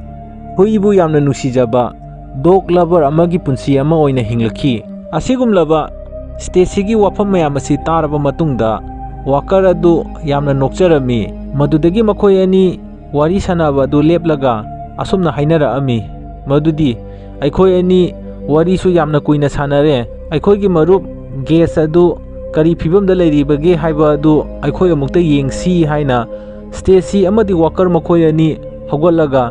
ꯒꯦꯁꯀꯤ ꯃꯅꯥꯛꯇ ꯆꯪꯂꯛꯑꯝꯃꯤ꯫ ꯑꯗꯨꯝ ꯑꯣꯏꯅꯃꯛ ꯁ꯭ꯇꯦꯁꯤ ꯑꯃꯗꯤ ꯋꯥꯀꯔ ꯃꯈꯣꯏ ꯑꯅꯤꯅ ꯒꯦꯁꯅ ꯂꯩꯍꯧꯕ ꯃꯐꯝ ꯑꯗꯨ ꯌꯧꯔꯛꯄ ꯃꯤꯀꯨꯞꯇꯗꯤ ꯒꯦꯁ ꯑꯗꯨ ꯃꯐꯝ ꯑꯗꯨꯗꯒꯤ ꯆꯠꯈꯤꯗꯨꯅ ꯂꯩꯔꯝꯗ꯭ꯔꯦ꯫ ꯃꯗꯨꯗꯒꯤ ꯃꯈꯣꯏ ꯑꯅꯤꯅ ꯒꯦꯁ ꯑꯗꯨ ꯃꯐꯝ ꯀꯗꯥꯏꯗ ꯆꯠꯈ꯭ꯔꯕꯒꯦ ꯍꯥꯏꯅ ꯀꯥ ꯈꯨꯗꯤꯡ ꯀꯣꯏꯆꯠ ꯆꯠꯇꯨꯅ ꯊꯤꯕ ꯍꯧꯔꯛꯂꯝꯃꯤ꯫ ꯑꯁꯨꯝꯅ ꯃꯈꯣꯏ ꯑꯅꯤꯅ ꯀꯣꯏꯊꯤ ꯊꯤꯔꯒ ꯊꯣꯡꯅꯥꯎ ꯑꯗꯣꯝꯗ ꯌꯦꯡꯊꯣꯛꯈꯤꯕ ꯃꯤꯀꯨꯞꯇ ꯃꯈꯣꯏꯅ ꯉꯁꯥꯏ ꯆꯪꯉꯛꯈꯤꯕ ꯂꯝꯕꯤ ꯑꯗꯣꯝꯗ ꯄꯨꯂꯤꯁ ꯅꯨꯄꯥ ꯑꯃꯅ ꯃꯐꯝ ꯑꯗꯨꯗ ꯆꯪꯉꯛꯄ ꯑꯗꯨ ꯁ꯭ꯇꯦꯁꯤꯅ ꯎꯔꯝꯃꯤ꯫ ꯃꯗꯨꯗꯒꯤ ꯁ꯭ꯇꯦꯁꯤ ꯑꯗꯨ ꯉꯁꯥꯏ ꯋꯥꯈꯜ ꯅꯨꯡꯉꯥꯏꯈꯤꯗꯕ ꯑꯗꯨꯗꯒꯤ ꯑꯃꯨꯛꯀ ꯍꯦꯟꯅ ꯋꯥꯈꯜ ꯅꯨꯡꯉꯥꯏꯇꯕ ꯐꯥꯎꯔꯛꯂꯝꯃꯤ, ꯃꯗꯨꯗꯤ ꯃꯈꯣꯏꯅ ꯃꯐꯝ ꯑꯁꯤꯗ ꯂꯣꯠꯂꯤꯕ ꯑꯁꯤ ꯄꯨꯂꯤꯁꯇꯒꯤ ꯌꯥꯝꯅ ꯂꯥꯞꯅ ꯅꯥꯊꯩꯗꯨꯅ ꯂꯩꯅꯕꯒꯤꯗꯃꯛꯇ ꯍꯣꯠꯅꯔꯤꯕꯅꯤ꯫ ꯑꯗꯨꯒ ꯂꯣꯏꯅꯅ ꯃꯈꯣꯏꯅ ꯃꯐꯝ ꯑꯁꯤꯗ ꯅꯨꯃꯤꯠ ꯈꯔꯅꯤ ꯂꯩꯔꯒ ꯃꯐꯝ ꯑꯁꯤꯗꯒꯤ ꯀꯝꯗꯧꯅ ꯅꯥꯟꯊꯣꯛꯀꯗꯒꯦ ꯍꯥꯏꯕꯒꯤ ꯑꯁꯥ ꯋꯥꯈꯜ ꯀꯌꯥ ꯑꯃ ꯈꯟꯗꯨꯅ ꯂꯩꯔꯤꯕꯅꯤ꯫ ꯑꯗꯨꯝ ꯑꯣꯏꯅꯃꯛ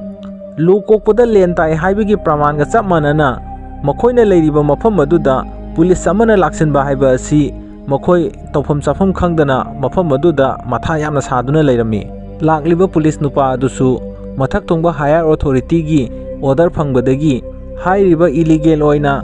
ꯗꯣꯒ ꯐꯥꯏꯠ ꯇꯧꯈꯤꯕ ꯃꯐꯝ ꯑꯗꯨꯗ ꯗ꯭ꯌꯨꯇꯤ ꯇꯧꯔꯨꯅꯕꯒꯤꯗꯃꯛ ꯊꯥꯔꯛꯄ ꯑꯣꯏꯕꯅ ꯄꯨꯂꯤꯁ ꯅꯨꯄꯥ ꯑꯗꯨꯁꯨ ꯃꯍꯥꯛꯀ ꯂꯣꯏꯅꯕ ꯍꯨꯏ ꯑꯗꯨꯒ ꯂꯣꯏꯅꯅ ꯃꯐꯝ ꯑꯗꯨꯗ ꯆꯪꯂꯛꯇꯨꯅ ꯀꯔꯤꯅꯣ ꯊꯤꯕ ꯌꯥꯕ ꯊꯤꯔꯛꯂꯝꯃꯤ꯫ ꯑꯁꯨꯝꯅ ꯄꯨꯂꯤꯁ ꯑꯃꯗꯤ ꯃꯍꯥꯛꯀ ꯂꯣꯏꯅꯕ ꯍꯨꯏ ꯑꯗꯨꯅ ꯃꯈꯣꯏꯒꯤ ꯃꯐꯝ ꯑꯗꯨ ꯇꯥꯟꯅ ꯆꯪꯂꯛꯄ ꯃꯤꯀꯨꯞꯇ bullet headna yamna lamna urami madudagi bullet headna lakliba police aduda attack tawge haina khalumi adumoinamak police aduga loinana hui ama loinaragliba adu bullet headna khanjarami madudi changlakliba hui asiga loinaragliba police nupa asi mahaki huibu yamna nungsijaba misak ama oiba maramna bullet headna wakhan khandajarami madudi aigisu asigumlaba mapu amatang leiramlabadiko haina khanjaraga bullet headna lakliba police nupa duda attack tawdana mafam adudagi leithoktuna leihorami madudagi mathangi numita police nupa adusu mahaki duty gi order adu makhata na tawtharanu haibagi order phangbadagi mahak illegal oina dog fight tawbo mafam adudagi gari thauduna hankhirami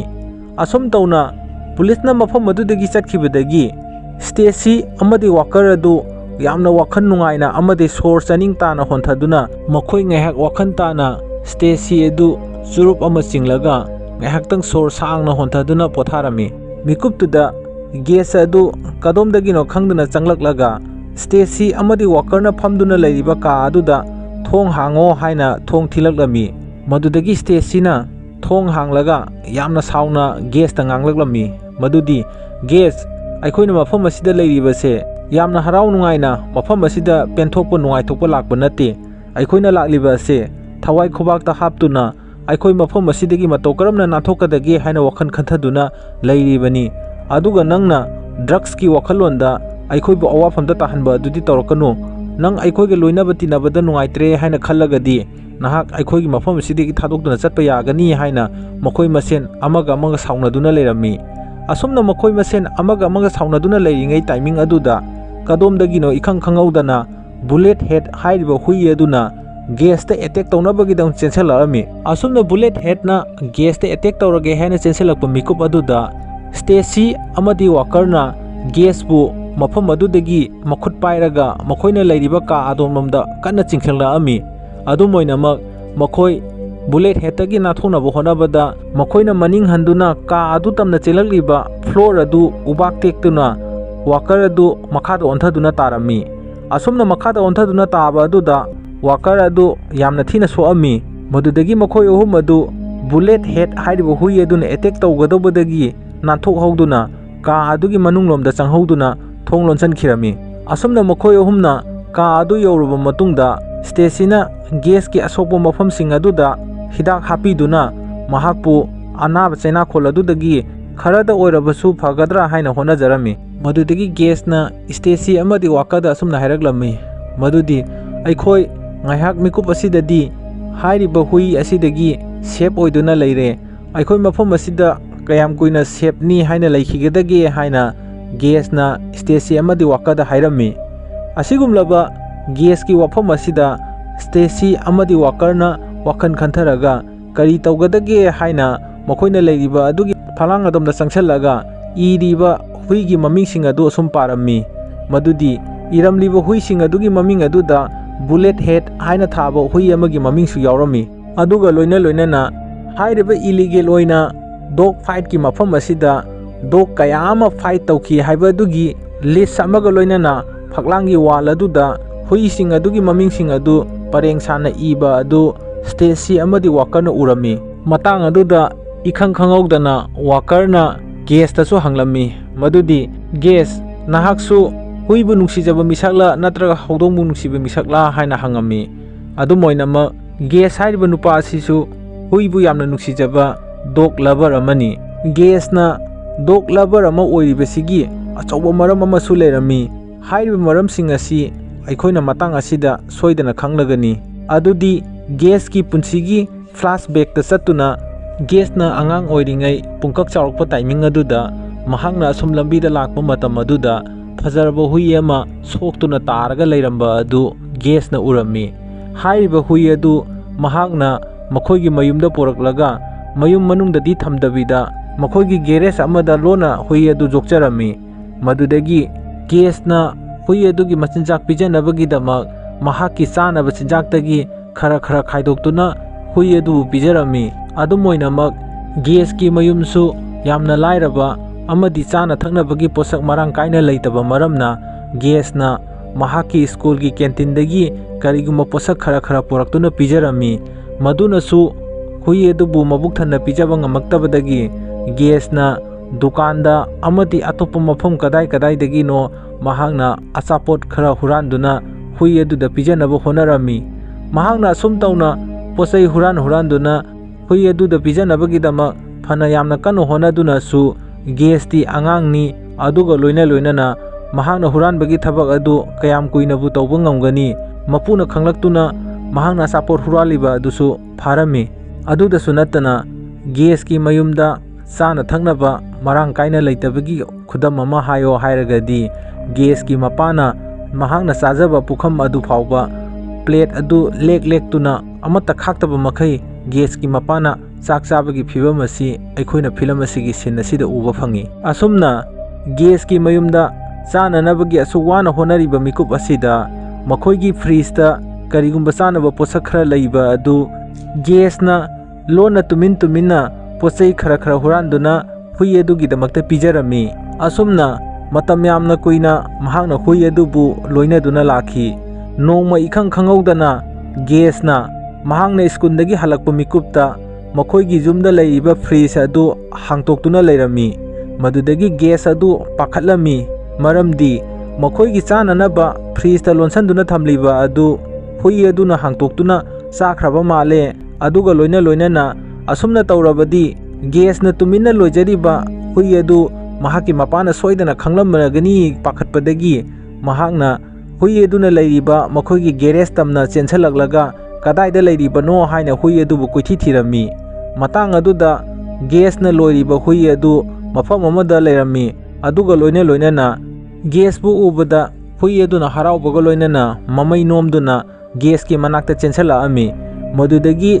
gas tu haraubaga loinana hui adu konsanjarami. Sumna gesna hui adubu nuksina loinaduna leiba timing aduda geski mapana makhoigi garage aduda changlaklaga makhoigi store aduda leiba hui adu geski mapana asaubaga loinana makhutta achauba nungthang ama pairaga karisu khangjadraba hui adubu geski mamangmaktada nungthangna kayarak thomduna hatoklami. Asigumlaba geski mapagi minungsi leitraba thodok aduna gesna wari liba mikup aduda gas adu mamitagi mapita aduna ngasi phawbada mahakna hui adubu ningsingduna lei haina Stacy amadi wakada wari lirami. Aduga gesna wa makhatana Stacy amadi wakada hairami madudi marup ani nakhoigi punsi mahingna kayam wana lelai haibadu ai khangde adumoinamak aihaki punsi asisu kayagi mati wana lelai haiba asi aigi saraiba wari sina nokhoi ani su soidana khanglangwani haina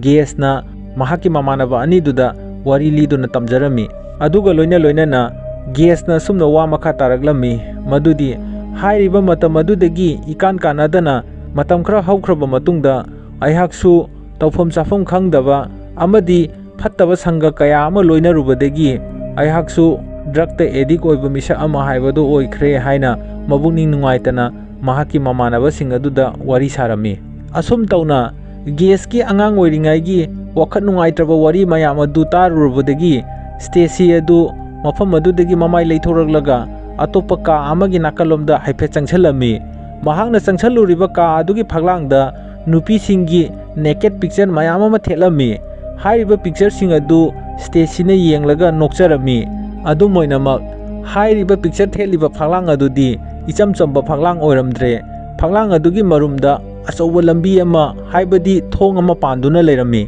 Madudagi Stacy amadi wakarna phaglang adu induna yengluba matamdadi thong ama leirambadagi thong adu tapna hangtoklami. Hairiba thong adu hangtokluba mikuptadi Stacy gas amadi wakar adu angakpaga loinana mafam aduda leiramliba posak adu makhoi mamit ngakna yengnarami. Asum tauna makhoina thengnariba posa adu atai karisu oiramdre paisagi achauba bandan amadi nakanda paisa bandan jawba bag amasu oirami. Hairiba mikup adu ngaihak wakhan nungaina leijarabasu Stacy di khangi mafam asi khudong thiningai oiba mafamdagi hena khudong thiba mafam amani maramdi paisa losanduna thamlamliba mapu adu mafam asida soidana lakhigani paisa lawba maram asina worker aikhoi ani paisa asi any means tawduna bag asida hapchalaga aikhoi mafam asidagi thuna yangna chakhidaba yade ꯃꯔꯝ ꯑꯁꯤꯅ ꯄꯩꯁꯥ ꯑꯁꯤ ꯍꯥꯞꯆꯜꯂꯨ ꯍꯥꯏꯅ ꯁ꯭ꯇꯦꯁꯤꯅ ꯋꯥꯀꯔꯗ ꯍꯥꯏꯔꯒ ꯃꯈꯣꯏ ꯑꯅꯤ ꯄꯩꯁꯥ ꯃꯌꯥꯝ ꯑꯗꯨ ꯕꯦꯒ ꯑꯗꯨꯗ ꯍꯥꯞꯆꯜꯂꯒ ꯃꯈꯣꯏ ꯑꯅꯤ ꯔꯨꯝ ꯑꯗꯨꯗꯒꯤ ꯊꯣꯛꯂꯛꯂꯒ ꯒꯦꯁꯀꯤ ꯃꯅꯥꯛꯇ ꯄꯥꯎ ꯑꯁꯤ ꯇꯝꯕ ꯂꯥꯛꯂꯝꯃꯤ꯫ ꯑꯗꯨꯝ ꯑꯣꯏꯅꯃꯛ ꯁ꯭ꯇꯦꯁꯤꯅ ꯒꯦꯁꯀꯤ ꯃꯅꯥꯛ ꯌꯧꯔꯛꯄ ꯃꯤꯀꯨꯞꯇꯗꯤ ꯒꯦꯁ ꯑꯗꯨꯗꯤ ꯃꯍꯥꯛꯅ ꯁꯤꯖꯤꯟꯅꯕ ꯗ꯭ꯔꯒꯁ ꯑꯗꯨꯒꯤ ꯃꯔꯝꯗꯒꯤ ꯑꯣꯚꯔꯗꯣꯁ ꯆꯠꯂꯒ ꯒꯦꯁ ꯑꯗꯨ ꯃꯐꯝ ꯑꯗꯨꯗ ꯁꯤꯗꯨꯅ ꯂꯩꯔꯝꯂꯦ꯫ ꯑꯁꯤꯒꯨꯝꯂꯕ ꯒꯦꯁꯀꯤ ꯐꯤꯚꯝ ꯑꯁꯤ ꯎꯕꯗꯒꯤ ꯁ꯭ꯇꯦꯁꯤ ꯑꯗꯨ ꯌꯥꯝꯅ ꯋꯥꯈꯜ ꯅꯨꯡꯉꯥꯏꯔꯝꯗꯦ, ꯃꯔꯝꯗꯤ ꯁ꯭ꯇꯦꯁꯤꯅ ꯒꯦꯁꯄꯨ ꯃꯇꯝ ꯆꯥꯅ ꯑꯃꯗꯤ ꯐꯤꯚꯝ ꯃꯇꯝꯒꯤ ꯃꯇꯨꯡ ꯏꯟꯅ ꯑꯐꯕ ꯄꯥꯎꯇꯥꯛ ꯑꯃꯒ ꯂꯣꯏꯅꯅ ꯒꯦꯁ ꯑꯗꯨ ꯗ꯭ꯔꯒ ꯁꯤꯖꯤꯟꯅꯗꯅꯕꯒꯤꯗꯃꯛꯇ ꯀꯔꯤꯒꯨꯝꯕ ꯍꯤꯔꯝ ꯄꯥꯎꯔꯝ ꯑꯃꯠꯇꯗ ꯃꯇꯦꯡ ꯄꯥꯡꯈꯤꯗ꯭ꯔꯦ ꯍꯥꯏꯅ ꯃꯕꯨꯛꯅꯤꯡꯗ ꯋꯥꯔꯧꯖꯔꯝꯃꯤ꯫ ꯑꯗꯨꯒ ꯂꯣꯏꯅꯅ ꯁ꯭ꯇꯦꯁꯤꯒꯤ ꯃꯃꯥꯟꯅꯕ ꯋꯥꯀꯔ ꯑꯗꯨꯁꯨ ꯃꯍꯥꯛ ꯐꯨꯔꯤꯠ ꯑꯗꯨ ꯍꯥꯏꯗꯣꯛꯇꯨꯅ ꯌꯦꯡꯂꯨꯕꯗ ꯃꯉꯣꯟꯗ ꯏꯟꯇꯔꯅꯦꯜ ꯕ꯭ꯂꯤꯗꯤꯡ ꯊꯣꯛꯇꯨꯅ ꯃꯍꯥꯛꯁꯨ ꯌꯥꯝꯅ ꯐꯤꯚꯝ ꯆꯥꯗꯅ ꯁꯣꯛꯂꯝꯃꯤ꯫ ꯃꯗꯨꯗꯒꯤ ꯁ꯭ꯇꯦꯁꯤ ꯑꯗꯨ ꯇꯧꯐꯝ ꯆꯥꯐꯝ ꯈꯪꯗꯕꯗꯒꯤ ꯃꯍꯥꯛ ꯑꯦꯝꯕꯨꯂꯦꯟꯁꯇ ꯀꯣꯜ ꯇꯧꯒꯦ ꯍꯥꯏꯅ ꯍꯣꯠꯅꯔꯝꯃꯤ꯫ ꯑꯁꯨꯝꯅ ꯁ꯭ꯇꯦꯁꯤꯅ ꯑꯦꯝꯕꯨꯂꯦꯟꯁ ꯀꯧꯅꯕꯒꯤꯗꯃꯛ ꯐꯣꯟ ꯇꯧꯒꯦ ꯍꯥꯏꯅ ꯍꯣꯠꯅꯕ ꯃꯤꯀꯨꯞꯇꯨꯗ ꯋꯥꯀꯔꯅ ꯁ꯭ꯇꯦꯁꯤꯒꯤ ꯃꯈꯨꯠꯇ ꯄꯥꯏꯔꯤꯕ ꯐꯣꯟ ꯑꯗꯨ ꯂꯪꯈꯥꯏꯗꯨꯅ ꯊꯨꯒꯥꯏꯔꯝꯃꯤ꯫ ꯑꯁꯨꯝꯅ ꯋꯥꯀꯔꯅ ꯁ꯭ꯇꯦꯁꯤꯒꯤ ꯐꯣꯟ ꯊꯨꯒꯥꯏꯔꯤꯕꯁꯤꯒꯤ ꯑꯆꯧꯕ ꯃꯔꯝ ꯑꯃ ꯂꯩꯔꯝꯃꯤ, ꯃꯗꯨꯗꯤ ꯀꯔꯤꯒꯨꯝꯕ ꯑꯦꯝꯕꯨꯂꯦꯟꯁꯅ ꯃꯐꯝ ꯑꯁꯤꯗ ꯋꯥꯀꯔꯕꯨ ꯂꯥꯌꯦꯡꯅꯕꯒꯤꯗꯃꯛ ꯂꯧꯕ ꯂꯥꯛꯂꯕꯗꯤ ꯃꯈꯣꯏ ꯃꯐꯝ ꯑꯁꯤꯗ ꯂꯣꯠꯇꯨꯅ ꯂꯩ ꯑꯃꯗꯤ ꯀꯔꯤꯒꯨꯝꯕ ꯐꯠꯇꯕ ꯊꯕꯛ ꯈꯔ ꯇꯧꯏ ꯍꯥꯏꯕ ꯑꯁꯤ ꯑꯦꯝꯕꯨꯂꯦꯟꯁ ꯄꯥꯔꯇꯤ ꯑꯗꯨꯅ ꯁꯣꯏꯅ ꯈꯪꯈꯤꯒꯅꯤ꯫ ꯃꯈꯣꯏꯅ ꯈꯪꯈ꯭ꯔꯕꯗꯤ ꯄꯨꯂꯤꯁꯇ ꯄꯥꯎ ꯇꯝꯕꯗꯒꯤ ꯃꯈꯣꯏꯒꯤ ꯑꯔꯨꯕ ꯐꯤꯚꯝ ꯍꯥꯏꯕꯗꯤ ꯃꯈꯣꯏꯒꯤ ꯂꯥꯏꯐ ꯑꯁꯤ ꯀꯩꯗꯧꯅꯨꯡꯗ ꯍꯤꯡꯅ ꯑꯃꯗꯤ ꯅꯨꯡꯉꯥꯏꯅ ꯂꯩꯕ ꯉꯝꯃꯣꯏ ꯍꯥꯏꯕ ꯑꯁꯤ ꯋꯥꯀꯔꯅ ꯈꯪꯕꯗꯒꯤꯗꯃꯛꯇꯅꯤ꯫ ꯑꯁꯤꯒꯨꯝꯂꯕ ꯃꯑꯣꯡ ꯃꯇꯧ ꯃꯌꯥꯝ ꯑꯁꯤ ꯎꯕꯗꯒꯤ ꯋꯥꯀꯔꯅ ꯁ꯭ꯇꯦꯁꯤꯗ ꯍꯥꯏꯔꯝꯃꯤ, ꯁ꯭ꯇꯦꯁꯤ, ꯅꯍꯥꯛ ꯃꯐꯝ ꯑꯁꯤ ꯊꯥꯗꯣꯛꯇꯨꯅ ꯆꯠꯈ꯭ꯔꯣ, ꯒꯦꯁꯁꯨ ꯃꯐꯝ ꯑꯁꯤꯗ ꯂꯩꯖꯍꯧꯔꯁꯅꯨ, ꯑꯩꯁꯨ ꯒꯦꯁꯀ ꯂꯣꯏꯅꯅ ꯃꯐꯝ ꯑꯁꯤꯗ ꯂꯩꯍꯧꯔꯒꯦ, ꯅꯍꯥꯛꯀꯤ ꯄꯨꯟꯁꯤ ꯅꯨꯡꯉꯥꯏꯅ ꯍꯤꯡꯂꯛꯎ ꯍꯥꯏꯅ ꯋꯥꯀꯔꯅ ꯁ꯭ꯇꯦꯁꯤꯗ ꯍꯥꯏꯔꯝꯃꯤ꯫ ꯑꯁꯤꯒꯨꯝꯂꯕ ꯋꯥꯀꯔꯒꯤ ꯋꯥꯐꯝ ꯃꯌꯥꯝ ꯑꯗꯨ ꯇꯥꯕꯗ ꯁ꯭ꯇꯦꯁꯤꯅ ꯋꯥꯀꯔꯗ ꯑꯁꯨꯝꯅ ꯍꯥꯏꯔꯛꯂꯝꯃꯤ, ꯀꯔꯤꯅꯣ ꯃꯔꯨꯞ, ꯅꯍꯥꯛꯅ ꯈꯜꯂꯤꯕꯗꯣ? ꯑꯩꯍꯥꯛ ꯅꯈꯣꯏꯕꯨ ꯊꯥꯗꯣꯛꯇꯨꯅ ꯃꯐꯝ ꯀꯩꯗꯁꯨ ꯆꯠꯂꯣꯏꯌꯦ꯫ ꯑꯩꯍꯥꯛ ꯅꯈꯣꯏ ꯑꯅꯤꯕꯨ ꯃꯐꯝ ꯑꯁꯤꯗꯒꯤ ꯁꯣꯏꯗꯅ ꯄꯨꯗꯨꯅ ꯑꯐꯕ ꯒ꯭ꯌꯥꯟ ꯇꯥꯅ ꯂꯩꯒꯗꯧꯕ ꯁꯦꯇꯜꯃꯦꯟꯠ ꯇꯧꯕ ꯌꯥꯕ ꯃꯐꯝ ꯑꯃꯗ ꯁꯣꯏꯗꯅ ꯄꯨꯒꯅꯤ ꯍꯥꯏꯅ ꯁ꯭ꯇꯦꯁꯤꯅ ꯋꯥꯀꯔꯗ ꯍꯥꯏꯔꯝꯃꯤ꯫ ꯃꯇꯥꯡ ꯑꯗꯨꯗ ꯁ꯭ꯇꯦꯁꯤ ꯑꯗꯨ ꯋꯥꯈꯜ ꯒ꯭ꯌꯥꯟ ꯑꯃ ꯂꯥꯛꯂꯝꯃꯤ, ꯃꯗꯨꯗꯤ ꯃꯈꯣꯏꯅ ꯕꯤꯜꯗꯤꯡ ꯑꯁꯤ ꯌꯧꯔꯛꯈꯤꯕ ꯃꯤꯀꯨꯞꯇ ꯚꯦꯟ ꯑꯃ ꯊꯦꯡꯅꯈꯤ꯫ ꯍꯥꯏꯔꯤꯕ ꯚꯦꯟ ꯑꯗꯨꯒꯤ ꯁꯣ ꯑꯗꯨ ꯉꯁꯥꯏ ꯕꯨꯂꯦꯠ ꯍꯦꯗ ꯍꯥꯏꯔꯤꯕ ꯍꯨꯏ ꯑꯗꯨꯅ ꯇꯝꯊꯤꯅ ꯍꯥꯠꯇꯣꯛꯇꯨꯅ ꯆꯥꯊꯣꯛꯈ꯭ꯔꯕ ꯑꯁꯤꯕ ꯍꯛꯆꯥꯡ ꯑꯣꯏꯅ ꯂꯩꯍꯧꯕ ꯃꯐꯝ ꯑꯗꯨꯗ ꯁꯣ ꯑꯗꯨ ꯁꯣꯏꯗꯅ ꯂꯩꯔꯝꯒꯅꯤ꯫ ꯍꯥꯏꯔꯤꯕ ꯁꯣ ꯑꯗꯨ ꯑꯩꯍꯥꯛ ꯑꯦꯅꯤ ꯃꯤꯟꯁ ꯇꯧꯗꯨꯅ ꯁꯣꯏꯗꯅ ꯂꯧꯔꯛꯀꯦ ꯍꯥꯏꯅ ꯁ꯭ꯇꯦꯁꯤꯅ ꯋꯥꯀꯔꯗ ꯍꯥꯏꯔꯝꯂꯒ ꯃꯈꯨꯠꯇ ꯖꯣꯠꯆꯩ ꯑꯃ ꯄꯥꯏꯔꯒ ꯍꯨꯏ ꯑꯗꯨꯅ ꯂꯩꯍꯧꯔꯤꯕ ꯃꯐꯝ ꯑꯗꯨ ꯇꯥꯟꯅ ꯂꯥꯛꯂꯝꯃꯤ꯫ ꯑꯁꯨꯝꯅ ꯁ꯭ꯇꯦꯁꯤꯅ ꯍꯨꯏ ꯑꯗꯨꯅ ꯂꯩꯍꯧꯔꯤꯕ ꯃꯐꯝ ꯑꯗꯨꯗ ꯇꯞꯅ ꯆꯪꯁꯤꯟꯗꯨꯅ ꯀꯔꯤꯒꯨꯝꯕ ꯕꯨꯂꯦꯠ ꯑꯁꯤꯅ ꯑꯩꯉꯣꯟꯗ ꯑꯦꯇꯦꯛ ꯇꯧꯔꯛꯂꯕꯁꯨ ꯑꯩꯍꯥꯛ ꯍꯨꯏ ꯑꯗꯨ ꯅꯝꯗꯅ ꯍꯥꯠꯀꯅꯤ, ꯃꯍꯥꯛꯅꯗꯤ ꯉꯝꯍꯜꯂꯔꯣꯏ, ꯑꯩꯒꯤ ꯃꯔꯨꯞꯁꯤꯡ ꯑꯁꯤ ꯃꯐꯝ ꯆꯥꯕ ꯃꯐꯝ ꯑꯃꯗ ꯍꯟꯗꯨꯅ ꯑꯩꯈꯣꯏ ꯃꯐꯝ ꯑꯁꯤꯗꯒꯤ ꯅꯥꯟꯊꯣꯛꯇꯨꯅ ꯁꯣꯏꯗꯅ ꯆꯠꯀꯗꯧꯕꯅꯤ ꯍꯥꯏꯕꯒꯤ ꯑꯁꯥꯗ ꯍꯨꯏ ꯑꯗꯨꯅ ꯂꯩꯍꯧꯔꯤꯕ ꯃꯐꯝ ꯑꯗꯨꯗ ꯁꯣ ꯑꯗꯨ ꯂꯧꯕ ꯇꯞꯅ ꯔꯨꯝ ꯑꯗꯣꯝꯂꯣꯝꯗ ꯆꯪꯁꯤꯜꯂꯝꯃꯤ꯫ ꯑꯁꯨꯝ ꯇꯧꯅ ꯃꯍꯥꯛꯅ ꯃꯐꯝ ꯑꯗꯨ ꯌꯧꯔꯛꯄ ꯃꯤꯀꯨꯞꯇꯗꯤ ꯑꯁꯤꯕ ꯍꯛꯆꯥꯡ ꯑꯗꯨꯗ ꯅꯠꯇꯅ ꯍꯨꯏ ꯑꯁꯤꯕ ꯃꯌꯥꯝ ꯑꯃꯒꯤ ꯁꯔꯨ ꯄꯣꯂꯥꯡꯁꯨ ꯂꯩꯔꯝꯃꯤ꯫ ꯑꯁꯨꯝꯅ ꯑꯁꯤꯕ ꯍꯨꯏꯒꯤ ꯍꯛꯆꯥꯡ ꯀꯌꯥ ꯑꯃ ꯂꯩꯔꯤꯕ ꯑꯗꯨ ꯑꯇꯩ ꯀꯅꯥꯅꯁꯨ ꯅꯠꯇꯦ, ꯕꯨꯂꯦꯠ ꯍꯦꯗ ꯍꯥꯏꯔꯤꯕ ꯍꯨꯏ ꯑꯗꯨꯅ ꯂꯣꯏꯅ ꯍꯥꯠꯈꯤꯕ ꯉꯥꯛꯇꯅꯤ꯫ ꯃꯗꯨꯗꯒꯤ ꯁ꯭ꯇꯦꯁꯤꯅ ꯏꯈꯪ ꯈꯪꯍꯧꯗꯅ ꯅꯥꯀꯜ ꯑꯃꯗ ꯇꯥꯗꯨꯅ ꯂꯩꯔꯝꯂꯤꯕ ꯚꯦꯟ ꯑꯗꯨꯒꯤ ꯁꯣ ꯑꯗꯨ ꯄꯣꯔꯛꯂꯒ ꯃꯐꯝ ꯑꯗꯨꯗꯒꯤ ꯅꯥꯟꯊꯣꯛꯂꯒ ꯂꯥꯛꯅꯕꯒꯤꯗꯃꯛ ꯍꯣꯠꯅꯔꯝꯃꯤ꯫ ꯃꯤꯀꯨꯞ ꯑꯗꯨꯗ ꯃꯍꯥꯛꯀꯤ ꯅꯥꯀꯟꯗ ꯕꯨꯂꯦꯠ ꯍꯦꯗ ꯍꯥꯏꯔꯤꯕ ꯍꯨꯏ ꯑꯗꯨ ꯆꯪꯁꯤꯜꯂꯛꯂꯒ ꯁ꯭ꯇꯦꯁꯤꯗ ꯑꯦꯇꯦꯛ ꯇꯧꯅꯕꯒꯤꯗꯃꯛ ꯆꯦꯟꯁꯤꯜꯂꯛꯑꯝꯃꯤ꯫ ꯑꯗꯨꯝ ꯑꯣꯏꯅꯃꯛ ꯁ꯭ꯇꯦꯁꯤꯁꯨ ꯃꯈꯨꯠꯅ ꯄꯥꯏꯔꯤꯕ ꯁꯣ ꯑꯗꯨ ꯄꯨꯔꯒ ꯕꯨꯂꯦꯠ ꯍꯦꯗꯅ ꯃꯉꯣꯟꯗ ꯑꯦꯇꯦꯛ ꯇꯧꯔꯛꯄꯗꯒꯤ ꯉꯥꯛꯊꯣꯛꯆꯅꯕꯒꯤꯗꯃꯛ ꯃꯍꯥꯛ ꯃꯐꯝ ꯑꯗꯨꯗꯒꯤ ꯀꯟꯅ ꯆꯦꯜꯂꯛꯂꯝꯃꯤ꯫ ꯃꯗꯨꯒ ꯂꯣꯏꯅꯅ ꯕꯨꯂꯦꯠ ꯍꯦꯗ ꯍꯥꯏꯔꯤꯕ ꯍꯨꯏ ꯑꯁꯤꯅꯁꯨ ꯁ꯭ꯇꯦꯁꯤꯕꯨ ꯍꯥꯠꯂꯒꯦ ꯍꯥꯏꯕꯒꯤ ꯃꯇꯥꯒꯨꯝ ꯀꯟꯅ ꯇꯥꯟꯅꯔꯛꯂꯝꯃꯤ꯫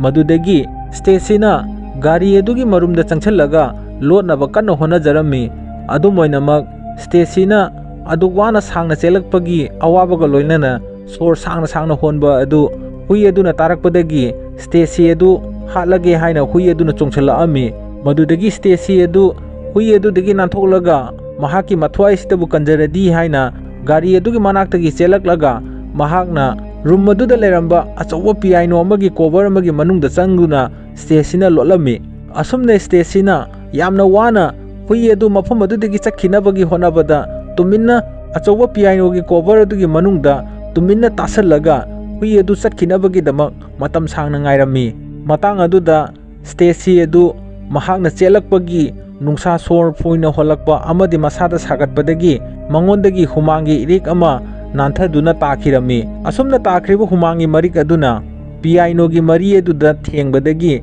piano adudagi sound makhol ama tholaklami. Hairiba sound makhon adu tholakpadagi nakanda koisa chatuna leiramliba bullet head hairiba hui aduna attack taunabagidama chongshalaami. Asumna achoba piano adugi cover manungduda lotuna leiriba Stacy adu mahak tumina tasanduna leijarabasu bullet head hairiba hui aduna piano cover adugi manungduda lotuna leiriba Stacy bu tholaknabagidama bullet head hairiba hui asina piano gi makhong aduda chongsanduna phana yamna subadagi piano gi makhong adu tektuna Stacy adu piano gi cover dagi leimaida onthaduna taraklami. Asumna makhada onthaduna taba mikup aduda Stacy adu masada tawfam chafam khangdana ngahak blind chatlami. Asumna mahakna blind chatpadagi gyan tarakpa mikupta bullet head hairiba hui adu piano aduna nanduna mahak mafam aduda lengba yadana leiba adu Stacy na urami. Madudagi Stacy na asumna gyan taraklami madudi bullet head hairiba hui asina kaidongnungda aingonda attack tawba ngamlaroi mahak piano asina nanduna mafam asida sija horasnu haina Stacy na mamai leiraga mahak mafam asidagi thokhinaba honarami. Adumoinamak mikup aduda bullet head hairiba hui asina piano aduna nanbadagi mahaki life asi sigadobadagi ngakthokpa amadi kanjanabagidama bullet head adu anaba chaina khon amaga loinana naheduna Stacy bu kaujabagi mawongda khonglaklami. Asigumlaba bullet head ki mamittagi mapi tana chaina khon phawraba hui asina Stacy bu kaujabagi mawongda naherakpa aduda Stacy hairiba misak asisu miyoiba ama oina mathamoi panba misak ama oibata natana mahaksu dog lover ama oiribani. Maram aduna Stacy adu mahak mafam adudi khongpham ama kanduna chatpa ngamlakte. Asumna Stacy na mahak mafam adudagi mamai leiduna changchalaklaga piano na nanduna leiriba bullet head adubu kanbirami. Asumna Stacy na bullet head adu sigadobadagi kanbibadagi bullet head na gyan taraklami madudi mahak asi aibu nungsijaba aigi mapugumlaba misak amani aduna aihak mangonda attack taunabagi maram leite aihakpu nungsibiba aigi mapuni haina bullet head na khanjaduna mahak mafam adudagi mamai leiduna chatkhirami. Asum tauna bullet head na mafam adudagi thokhraba matungda Stacy na mahaki mamanaba worker adu soktuna leiba mafam adudagi makhut samlaga puthoraklaga mafam adudagi thokhinaba honarami. Asum tauna Stacy na soklaba worker adu mahaki lengjumda kolhallaga makoina ben aduna leiriba mafam adu tana laklami. Makoina ben na leiriba mafam adu tana yauraklaga garage adu hangtoktuna makoi gari aduda kakhatlami. Mikup aduda ikhang khangaudana gari ama thongjalaktuna khamkhiba adu makoina urami. Hairiba gari adudagi blue hairiba nupa adu tapna kumtharaklami. Mahakna hek kumtharakpaga Stacy amadi worker na tawriba mawong adu mahakna lamna urami. Aduga loinana Stacy amadi worker makhoi anigi makhutta yaliba bag adusu mahakna yamna laina khanglami madudi mahaki paisa yawba bag adu makhoi anina huranduna puriba asi makhoi asi huranba kanguni haba asi khangbadagi blue hairiba nupa aduna makhutta paiba nongmai aduna makhoi ani bo hatlage haina nongmai round kya kapsalalami. Madudagi worker amadi Stacy adu masa kanjanabagidama gari adomda lukthaduna paktharami. Asumna blue hairiba nupa asina nongmai round kaya hanjana kapsalakpadagi worker na wakan khanthajaraga mahakti siragadobo punsini adumna mahaki mamanaba Stacy bu kalamlage haina mahakna nansanduna makoida kaplakleba nongmaigi guli sing adu worker na mangonda palhanduna Stacy bu kanbirami. Mikup aduda Stacy adu gari adudagi chongtharaklaga bag adu puduna makoina ngasai leihoriba room madum tana chelaklami. Adumoinamak Stacy na chelakliba lambi adudadi mahaki hingnabagi lambi amata leiramdre maramdi mahakna chelakliba lambi adugi achauba thong adu solonduna thingjanduna leirami. Matang aduda Stacy na khanjarami madudi ngasidi aigi hingnabagi pambai amata leitriko haina mathwai wana ngahak khanthaduna leirami. Madudagi Stacy na matam yamna manghadabida mahaki nakanda leiriba uptuna leiba boat ahum adugi manungda amada changduna lotlami asumna mahakna mafam aduda lotuna leiba asi blue hairiba nupa aduna khanglami madudi boat ahumsigi manungda boat amadadi huranba nupa asi lotuna leire haibasi khangbadagi blue na toksanaraga boat ama hangtoklami hairiba boat adugi makhadadi Stacy du lotlamdabadagi boat ani khatangairami madudagi blue na boat ani sigi manungda amada natraga amada huranba asi lotuna leire khangbadagi asumna blue na huranba adu hi adudagi tholaknabagi dama toksanaraga wari ama lisanarami hairiba wari aduda blue na asumna hairami madudi aina pikningai matamda aigi jumga thangnabada jum ama leirami hairiba jumbu aduna hui ama loirami hairiba hui adu aduki matik phatte amadi mahakna aigi imana nungsina amadi pamjana semjaba mahakna yamna luna semjaba garden ama leijai hairiba garden aduda mahakna pochai chikthatpa karigumma matamda leiba khotokpa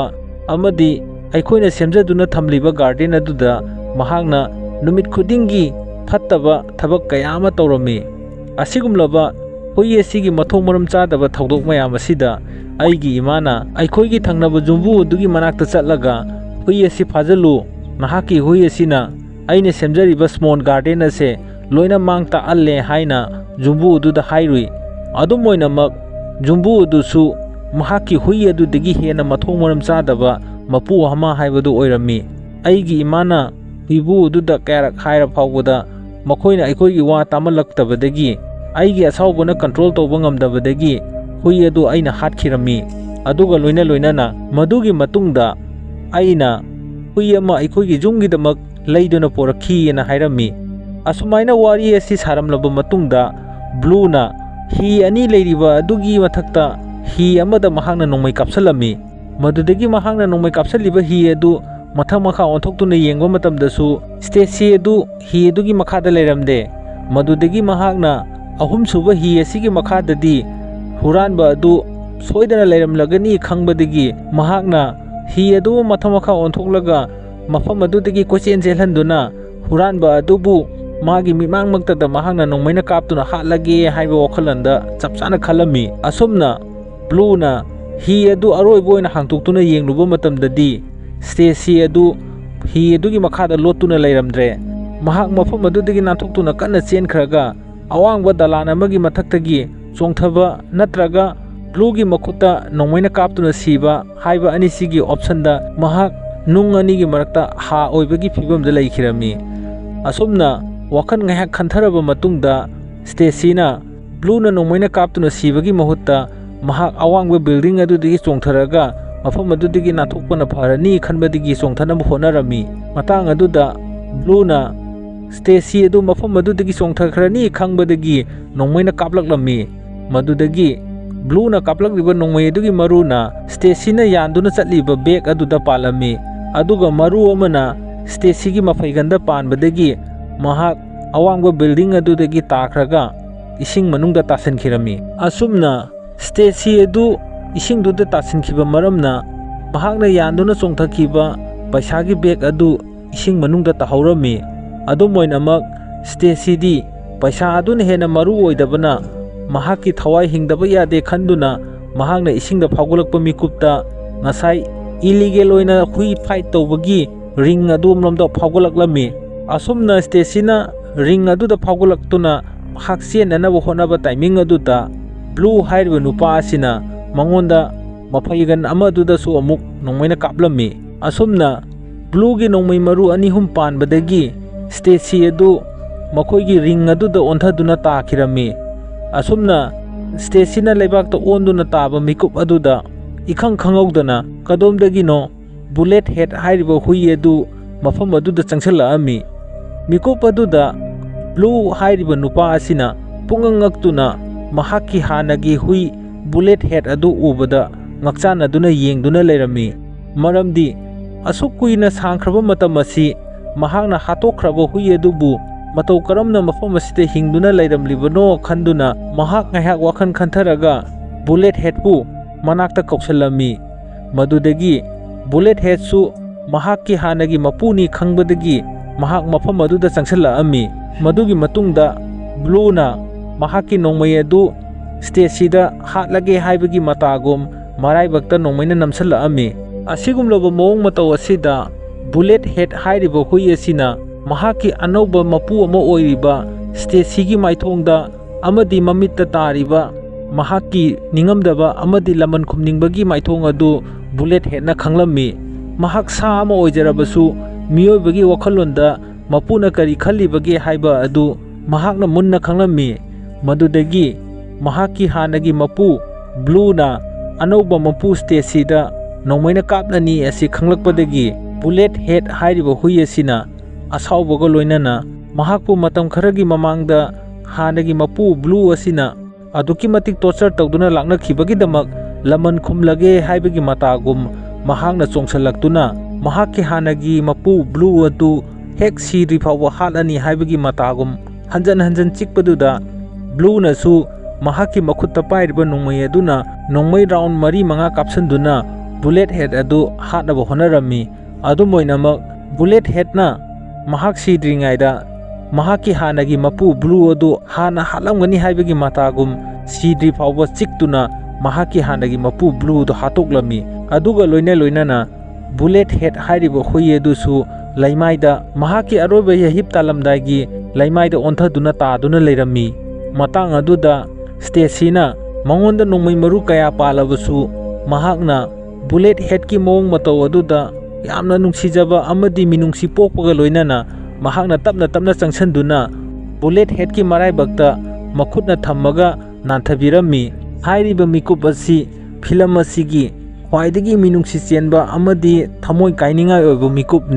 mikup aduda bullet head na mahaki mathamoida minungsi pokpaga loinana asumna khanjarami madudi